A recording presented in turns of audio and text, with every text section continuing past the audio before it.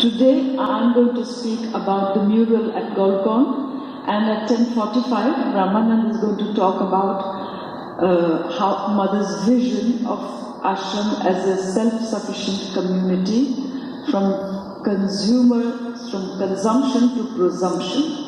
He will talk about that, so I'll leave it to him. I don't want to take more time because the more time I take, I want to finish by 10:40 so that Brahma takes over. Okay, so to begin with, I would just like to briefly tell you what the Golconde mural is, and then I'll go into the details. Perhaps many of you don't know that Golconde was built before the Second World War broke out. Sometime in 1937, the mother invited these three architects who were at that time working in Japan to come and build this building, which she thought would house all the sadhaks, because at that time there were barely 100 sadhaks in the ashram. And so they came and they started construction, and all the plans were made, and she very closely followed the construction, the design and everything. At that time, right at that time, in the design, there is a wall as you come down the steps. If you go to Golconde, it's one of the architectural marvels of India. And for that time, to have been built a concrete house, to have been built before the Second World War, it's really exceptional. In any case, the principles of the design were based on the Japanese sense of beauty. Now, there is a wall which is actually the external wall. When you walk on the pavement, you will see these very high walls, and on the inside, there is just like a little foyer, and then the steps go up to the first floor. So this mural is immediately to your right as you enter. Now, the mother's idea was that this wall should not be a plain white wall. She wanted that as the people come down the steps, they should have an illusion of a large space in front of them. Instead of feeling that they're coming down in front of a blank wall, she wanted an illusion of a very, very wide space. So she asked the ashram artists of that time, including one of the architects of Golconde, to give her their design, their idea of what should be there. And there were 4 or 5 samples which were given. The artists were asked to make a to-scale painting, the proportions of width to height, and to submit it to her, and she was going to choose the best one. The theme she had given was the whole world coming to the mother. This painting was submitted by Krishnalal, who was one of the foremost artists of the ashram, and the mother chose this one. But of course, they had to wait until the building was finished for him to start painting. But unfortunately, the Second World War broke out, and the architects all had to leave. The building was not completed, and with little by little, they managed to finish after they had gone. The basic construction was done, but the finishing had to be done by Udarda with local workers and ashram workers. But as we all know, immediately after the Second World War, the children started coming in. Many families started coming in. The whole structure of the ashram changed. It was not a group of very serious sadhaks doing their own sadhana. It was a group of families, children, all different kinds of people. The whole ashram became one big, huge community, and there was a lot of constraints on the financial situation of the ashram. So there was no question of spending money on a painting. More immediate things had to be looked into. So this was kept on the back burner, as they say. Years passed, mothers left her body and so on. But Krishna Lalji, when he was about 70 years old, he realized that this was one thing he had to do before he died. So he asked Mona Pinto, who was in charge of the Golconde, to start this project. So Mona, evidently she knew there are a lot of people who come regularly to stay in Golconde. In those days, at least, when Mona was there, many people used to come annually at the same time every year. So she had a guest list in which she knew every person personally. So she started talking to these people, particularly those who came from Europe, if they could help financially to finance this huge painting. It's 5 meters long and 3 meters high. So, yes. So she asked some of the people if they could give her the funding, and one of her friends who lived in Golconde very regularly, he was from Amsterdam, and he said that he could get this new kind of paint that had just been, they had started manufacturing, which is called acrylic paint, and the advantage of that is that it's almost permanent. It's like plastic. Once you finish painting, it doesn't have it's not as fragile as watercolors, and it is not like oil paints, because oil paints cannot be kept in an open space like this, open to sunlight, rain, dust, and all that.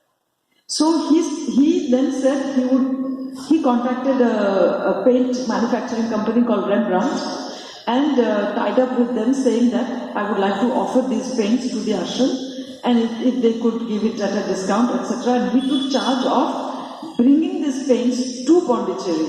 So you can imagine at the airport with the custom duty, this, that, there was a lot of hassles, but somehow or the other it was sorted out, and all these paints, a large number of tins were brought. And then, now, technically speaking, it is not really a mural, because a mural is painted directly on a wall, and it has a very different technique. You have to surface the wall very well, and then you use paints that the wall will absorb and the wall will hold. This is not really painted on the wall itself. This is painted on boards, on plywood. So, Krishna Raju then got the ashram to buy marine plywood, waterproof plywood, very thin, only 6 millimeters thickness, and the whole thing was set up in the old art gallery where you go for your drills, etc. At that time, the art gallery had 2 sections. One was for the exhibitions and one was the studio for painting. So a frame was made with GI pipes on which these plywood sheets were fixed, and so that it was in this configuration. And then it was left there for him to paint there. He was not going to sit and paint at Golconde. He was going to paint it at the studio. And then the whole thing was primed with a thick primer, and then it was ready for him to start. So, before the boards were put up, he did the rough sketch of the sea, the sky, the sea, and the mother's figure, and the 2 trees on either side. And the remaining was done after it was fixed up. Now, he was already in his mid-70s. And when this work was started, I had just finished knowledge, but I was given work at Saunter. And I had a classmate, Dharitri Mahapatra, sister of Gayatri, who is working at Siddhartha's office. She was going to be here for only a few months, actually. She was planning to go to Hyderabad to study. But for those 6 months, Ravindraji asked her to work at art gallery. So she worked for about 6 months. I'll show you the particular flowers she has done, and then she left. Now, Krishnala's original plan was he would get all the ashram artists to help him to paint. And so a few of the flowers and bushes are done by Jayantilalda, Sanjivanda, Only these two. Jantalala and Sanjivanta came and did 2-3 bushes of flowers, and then they didn't have the time to come, and ultimately Krishnaraji realized that if you ask 3-4 artists to paint, what you will get is a hodgepodge of different styles. They don't paint, each artist has his own style of painting. It will look like a collage of different kinds of paintings. So he also didn't insist, he also didn't call them. For a while he continued to call them, and then he realized they were not coming, and B, he noticed that his style and their style was not actually very harmonious. They didn't look like one painting. So finally, in his despair, he called me, because I had been his student while I was in knowledge. I was learning to draw from him. Draw, not paint, only draw. So it was a real coincidence. I wanted to leave Sauntar and I was going to see Ravindraji, and on the pavement outside the ashram, I saw Krishnaraji and he said, "How are you?" I said, "I'm fine." "How are you, Krishnaraji?" "I'm fine." I said, "What are you doing?" "You should come one day to the gallery. I'm working on something. In fact," he said, in fact, it's fantastic I have met you, because you could be the person who could help me. So actually I'm going up to Ravindraji just now to ask him to give me a helper." I said, "And I'm just going up to Ravindraji to tell him I want to leave Sauntar." So he said, "Fantastic. First let me go and tell Ravindraji I need a helper, and Sunaina can help me because she has already worked with me, she's a student of mine. And then you go and say I'm leaving Sauntar. So then I will tell him, when she comes to tell you this, you tell her that she should come and work with me." I said, "Great." So this is really one of those instances of mother's grace. I cannot say anything else. How we met exactly in front of the ashram gate, both of us aiming to go to Ravindraji with this idea of changing of work. So evidently it worked out that way. Ravindraji immediately said, "Okay, you go and work with Krishnalalji. I will tell Kusumben, etc., etc." And so from the next week, I went to the art gallery. But I didn't know how to paint with acrylic paints because it was a very different kind of paint. He then told me he had already drawn much of the flowers on the ground level, and he told me, "You sit on the floor and paint all the flowers. I'll stand and paint all the human beings. And then you can stand on a ladder and do the flowers," because for him it was difficult to stand on a ladder and do that. So that's how we worked for 2.5 years. February 1982 to mid-84. Actually, let's say 2 years and 2 months, because it was inaugurated on 24th April 1984. So, this is actually a picture which was taken with you. If you go to Golconde, you won't see it like this, because there is a pillar in the middle. So much of the right-hand side part you won't be able to see like this. This is the only way you can see how it was before it was taken there. And then there was a wooden reapers were fitted into the wall, and these boards were then fitted to those reapers, that wooden frame with screws, and then they were filled in. So you cannot see, if you look very, very closely, you can see the place where it is fitted. Until April 1984, nobody had seen it. From time to time, Mona Pinto used to come to the art gallery to check. Now I'll go very quickly through the different parts. The hidden symbols. Yes, please do that, because the hidden symbols within this painting. So here you see the mother is sitting and all the people of the world coming to her. But you will see there are animals, plants, animals. Krishnala's speciality was birds and animals, so he has put them into this painting. Also because mother had a great love for dogs, cats, crows. She had her favorite animals also. They are all somehow put into this picture. Now you will see in front of the mother here is Nolinida. Krishnalji actually took mother's sketch of Nolinida. I don't know if you have seen the book of mother's drawings and paintings. She herself has sketched Nolinida. Krishnalji copied from that. So this is Nolinida, that is Pranabda, and so on. I'll show you a closer. This is how it looks in Golconde with the pillar in the middle. Here is a closer. Now, there are all these little symbols which are expressed through flowers. First, let me tell you who all these people are. So this is Nolinida, that's Pranabda, this is Champaklalji, this is Dyuman Bhai, this is Vasudaben, this is Mona Pinto, this is Udarda, this is Nirodda, this is Ambu, this is Milidi, this is Pujalalji. There are more people. This is Kumud Ben holding a lotus, Kumud. This is Andreda. And this is Anurakta. Anurakta was a great friend of Krishnalji. Every day at 4 o'clock, Krishnalji used to have tea with Ambu.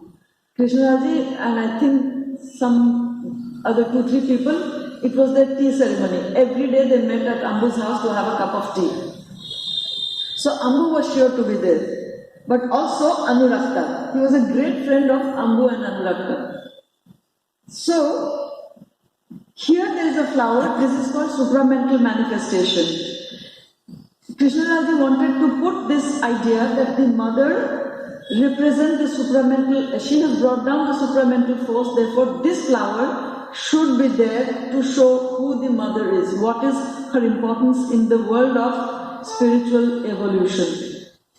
This is divine's presence, this flower. So it is put next to the mother. This, I have forgotten the name, but it has something to do with work. Because all these people worked around the mother. Cheerfulness in work. Exactly. Cheerfulness in work. That's Vasudavan, for sure. You will see most of these sketches are actually done from mother's sketches of them. But Udar and Mona, he brought their photos and actually copied the photos in that profile, looking this way. Mona is holding her Christmas, Father Christmas and Christmas tree to show that's Mona. And Vasudevan is holding a sari because she used to embroider her mother's saris. So she is holding the thing that she did. Of course, these balloons are part of the Christmas decoration, not Niruddha. This is Niruddha. Ambu also used to work upstairs with mother. He was all around. So what he's holding exactly, I don't know. But clothes. He often washed clothes, ironed them. I don't know, he did a lot of things. Puja Lalji is holding his writing, his books, with a little sprig of devotion. Here you have a tulsi which signifies devotion. And I think this is eternal smile. The mother used to call Vasudevan my little smile. So he has put the eternal smile flowers next to her. And then Anurakta is holding paper, handmade paper in his hand. Each one has something to show who he is or what he did. Andreda, of course, has nothing. But this is Kumudben holding a lotus. But at the back you have this lady, a Dutch woman, holding paint tins and brushes. It was the Dutch, it was the paint and brushes which came from Amsterdam. This is to symbolize that they brought the paint with which it was painted. This picture was painted. We are honoring the paint company, Rembrandt company, and that it came from there. So you have the paint and the brushes held by this woman. And at the back you have these three people. They are again taken from mother's sketches. These are sketches of people who were in the same ship with her when she came to India. No, when she went to Japan. She had a lot of free time, so she used to sit and sketch. And so these are sketches from her sketchbook. And he has just added them there. And on this side of the mother are the people who had already passed away when this painting was done. So this is Purani Ji, again somebody that Krishnalal was very close to. This is Amritada. This is Chandulal, the main person in charge of the construction of Golconde. He was the ashram engineer at that time. He was in charge of all construction and particularly of Golconde. So he is there because after all this is in Golconde. And this is Pavitrada. Now Krishnalal asked me to paint immortality here and new birth. These leaves, they are called new birth, to show that these people have passed away but they are still immortals of the ashram and that they must have this. Death is only a process of bringing about a new birth. This is a close-up of the same, you can see. And Puraniji, it was thanks, when Krishnalal was in Gujarat, before coming, Krishnalal trained, I must tell you this, he trained at Shantiniketan with Nandalal Bose, but he was from Gujarat, and before going to Shantiniketan, he trained in an akhada which was started by Puraniji and his elder brother. So he has a deep sense of gratitude to them because they were preparing for freedom struggle, and all young men used to join this akhada to learn how to fight. Here you can see the mother's. There is not really much of a symbol. All that I can say is that here on her crown, just before it was finished, Krishnalal said, take a ladder, climb on it, and on mother's crown you write 1878-1973. I said, I refuse to do this. Please don't ask me to do this. These are mother's dates only of her body, but she's there forever. Don't give her a date. He said, no, I want you to do it. So we had a big fight over that. I said, he brought the ladder and he said, you just go up, here's the brush, here's the pen, you go and write this. And I said, for me, she's the symbolic, she's the universal mother. She doesn't have dates. He said, you are my assistant, you do what I'm asking you to do. This is my painting. You are just my helper. So he said, I said, but why do you want to do this? He said, in 1,000 years, when Golconde will be under the sand and the archaeologists will come and excavate it, they will say, look, what is this? Who is this person? They will find this painting the way people find the Egyptian, paintings and hieroglyphs, and then they will try to decode who is this person sitting in the center. So if you put these dates, they will know it's the mother. So he was thinking of the archaeologists in 1,000 years. But the sad fact is that this painting started flaking off hardly 20 years after it was put up. And so we had to call a restorer to stick each little bit back to the mold. This is a close-up. Here I will show you all the other people. The theme is the whole world coming to her. So then you put the people of all the different faiths. So you have the Christian, the Hindu, the Buddhist, the Jewish, the Japanese Shinto, etc., the Buddhist. So he put all the faiths coming to the mother. He particularly made sure he had all the different people from different faiths of the world. Particularly Tamil Brahmins, also because we are in Tamil country. You will see at the back you have the Sikh and you have all sorts of different kinds of people of different, ethnicity, cultural groups. Here is the lady with the brush paints, signifying from where it had come. This is Krishnalalji himself. He has put himself, his self-portrait in the painting. And this is actually his signature. In all his paintings, this is the signature he puts at the right-hand side corner. So, in this gigantic painting, he has put his own signature in the right-hand side, but he is there also with his bag of paper and brushes, etc. I will quickly tell you what is the significance of this flower in his hands. Now, when Krishnalal came to the ashram, he actually hadn't come to stay. He had just come to visit Jayanti Lalda, who was his classmate in Shantiniketan. They had both learned from Nandalal Bose. So Jayanti Lalda had written to him. Jayanti Lalda was already here. He said, "Why don't you come and see the ashram? It's a wonderful place." And Krishnalalji came to see his friend. And then he liked the ashram so much, he was absolutely enamored by it, and he wanted to stay back here. But he had a family, he was at that time teaching, family means he was married, and he was the head of a large joint family.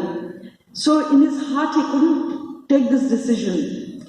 In those days, mother used to come on top of Diman Bhai's room, there's a little terrace, to dry her hair on the days when she washed her hair. Because, she had long hair actually.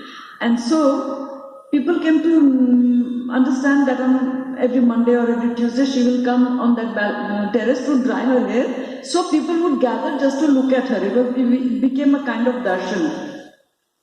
So Krishnalalji also went along with Vishnu Bhai, his great friend, and they were standing and looking at the mother when mother took the hibiscus flower like this and threw it at Krishnalalji, and he caught it. And he said at that moment he felt that a contact was made between him and the mother, and he understood that the mother wanted him to stay. And I think the name of this flower is Power of Beauty. So that hibiscus flower, which became his connection with the mother, which was a sign from the mother that she wanted him to stay, and his inner contact with her was created at that moment, is represented in this painting in his hand, this painting. By the way, this is Vasudevji, Krishnalalji's younger brother, and that is Samata, Vasudevji's daughter.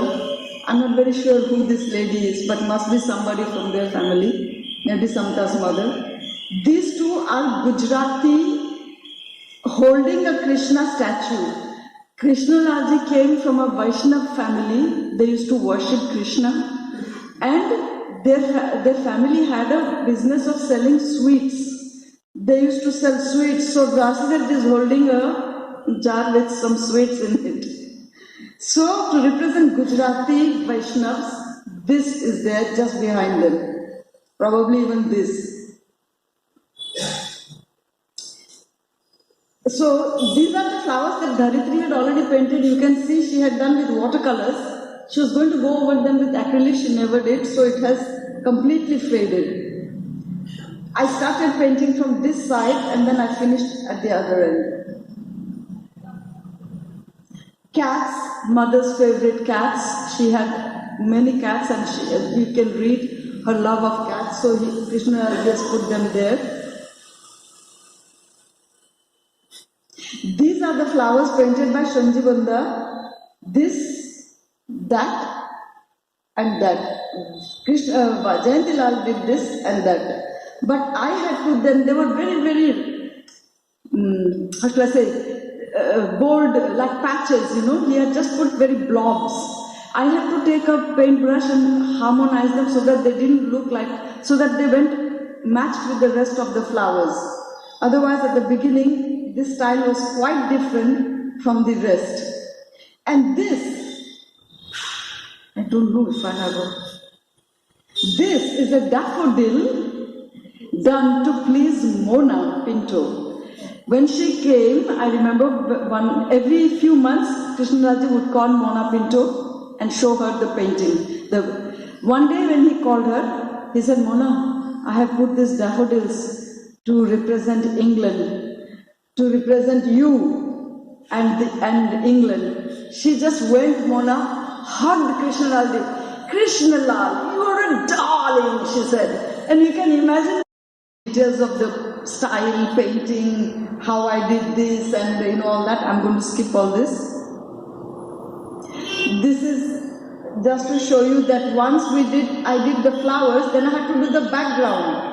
And when the background was done, sometimes it spoiled the flowers. Then I had to redo the flowers and then redo the background and so on. This is how it took me a long time. This is offering, which is towards the end, endurance. This is a particular plant which has a flower which is called vital strength, quiet strength in the vital. So here you see all the other people, and then this is the right side, extreme right side of the painting, and you can see that by the time I reached the right hand side, my style had improved so much. You can see the flow of the lines and the strokes on this, and really I feel that I had, in those 2 years, my own progress shows here. Sometimes when I'm a bit unhappy, I go and stand in front of this and I feel I have done something in my life. It's something that makes me feel so proud, this plant, because the strokes are so graceful. Again, the fantastic daffodils, Mona's symbol there of England. The immortality. This actually I did it with my fingers. I couldn't find out how to make the rose petals look soft. It's almost inexistent. So I took the colors with my fingers and started doing that, and I saw that it became very soft and it created a lightness, because I couldn't. It looked, otherwise mother is sitting on a pile of roses and nutrition that they'll get crushed. I wanted to make it look almost very, very ethereal. So every day at 10 o'clock, Krishnalal used to go out to check his mail, and I used to think, before he comes back, I have to do something, otherwise he will say, you're not being able to do it. Find a way of doing this, he told me, and he went to check his mail at the post office, and then I had this bright idea that I could do it with my fingers instead of a brush, and this is how I got this very, very light effect. And when he came back, he was really very happy.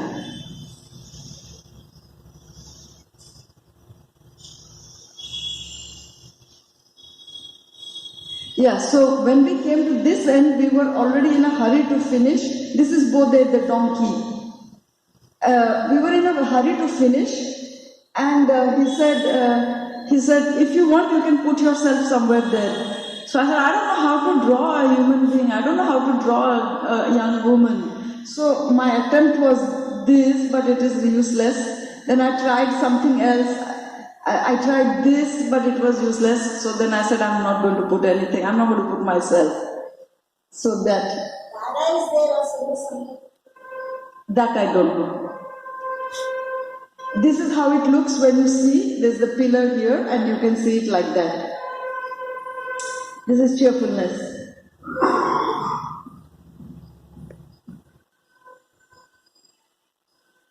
Now you see, this part is completely exposed to rainwater, and unfortunately, Krishnalal put a coat of varnish over it, something that used to be put on furniture, and the whole thing started crackling up.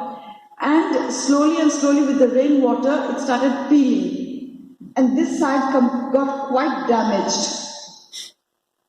So then the ashram invited an expert restorer to come and restore it. Now he didn't know, nobody knew actually that I had worked with Krishnalalji, because Mona had passed away, Krishnalalji had passed away, I had left, etc. Samta had taken over, Bastarji had passed away. She had no idea that I had also painted. When this man came and took a look, he said, I can see that two people have painted this, it's not one hand. One person has painted very thin and one person has painted very thick. Now Krishnalal was actually a watercolor artist, so what he has painted is very thin, and what I have done is very thick, because I used to redo and redo and redo so that I could correct it. And so whatever I have painted is very thick. So when I came back and I was told that a restorer has come to restore it, I came and told them, please tell him I did that work and I can do what I have done. He said, no. My work is, even you can't restore what you have done. My work is to stick each and every little flake that is hanging back where it was. Painstaking, hours and hours he did that. And this man is one of the top restorers of India. He was trained in England at the Courtwall Institute, and which is one of the world's premier art institutes. And so he is really a man of great skill. And this is his work while he was working. You can see he has got all the paints. He came just for one day, and at that time I was here. I ran to meet him and I said, I'm the one who has done this. He said, oh, fantastic.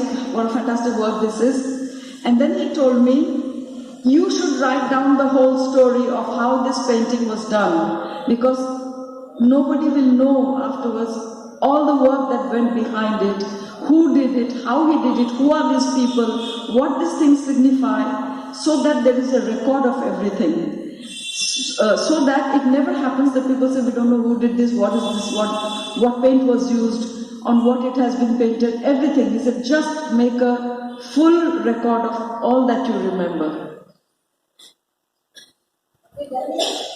I'm in the process of doing it. That's me and him. And I said, I'd like to take a picture with you. He said, yes, there you are. He's such a busy man. He just came for 24 hours to touch up something that had started deteriorating and needed to be immediately fixed. And he's really one of the top men in India. What's his name? Sanjay Dhar. One of the top painting restorers of India. So there we go back to the beginning, and I have 5 minutes. I can add 2-3 details. Any questions? No. Okay. Actually, there was a plan to continue the painting on the other side of the gate, but that never happened. We just left it. Krishnalal had his cataract operated in the middle of all this while it was being done. So we had about 6 months 2-3 months when he couldn't do anything, and I was just sitting and painting. And I can tell you that it was really a work of love. Every morning we worked only on this, morning, afternoon, for so many years. And he told me, look, I am the artist, you are just my hand, you are doing what I am asking you to do. So, I don't want to take any credit on that. It's his painting. I was his assistant, which is why he never told anybody that I had worked with him. It was his painting. All great old masters, if you go and see the big, enormous paintings in Europe, all old masters had their studio, their workshop, their students who used to do all the minor things while they did all the major things. This is a done practice. There is nothing unusual about it. One man cannot do all this. It's an accepted fact that a great artist usually takes an apprentice or two to do all the minor things. So that's how I worked, and it is his work, and I did what he asked me to do. So I was just his assistant. But it was as if for 2.5 years, it was as if I was in an art school. But much more than that, all that he told me about Mother, about Sri Aurobindo, really it was for me the greatest gift. And Krishnalal was one of our finest artists. Sri Aurobindo used to admire his work. And just to give you one last detail, this. Let me have a look at the dates. Sorry? Let me have a look at the dates of the on the crown. You can't, because it's on her crown and there is no close-up of that. And I made sure it was so light that nobody would be able to see it. Anyway, the thing is, Krishnalji, when he joined the ashram, mother said, I need an artist in the ashram. The artist has a very, very active role in a community. You are here to create beauty. Wherever I will need, mother was an artist. We must never forget that. She wanted to create beauty everywhere. She had come from Japan, where spiritual communities are deeply connected to beauty and art. So, she used to ask him to do particular things. When he finished something, she would say, okay, now you do this, now you do that. One of the things she had asked Krishnalji to do was a desk calendar for Sri Aurobindo. So she said, I want a big calendar like that, which will be put on his desk, with dates of the month at the bottom and a picture at the top. So he had done 12 paintings of cats. Each month had a painting of a cat, 1 or 2 cats, black and white, and in different poses, in different expressions, so that every month when you turn the page, you would find another cat painting with the dates at the bottom. So that kind of work he used to do. And mother, even the painting which is just opposite the darshan couch, where mother and Shivan used to sit and give darshan, just opposite that there is a huge painting of a wave behind mother's chair. That also mother had asked him to paint that picture. She said, I want in front of me to rest my eyes, I want a painting which will show a vast space, so that I have the impression I'm looking at something very vast, something very far away. When my eyes are not on any one particular person, I need to rest my eyes on something. So he had painted that picture of a wave. So mother used to specifically ask him to paint something to put somewhere, so that it would serve a particular purpose. And that's how an artist was as important a person in the ashram as a teacher, or as a doctor, or as an engineer, or whatever. He was there to do something very, very specific. So that's all. I'll hand over to Brahma without taking much more time.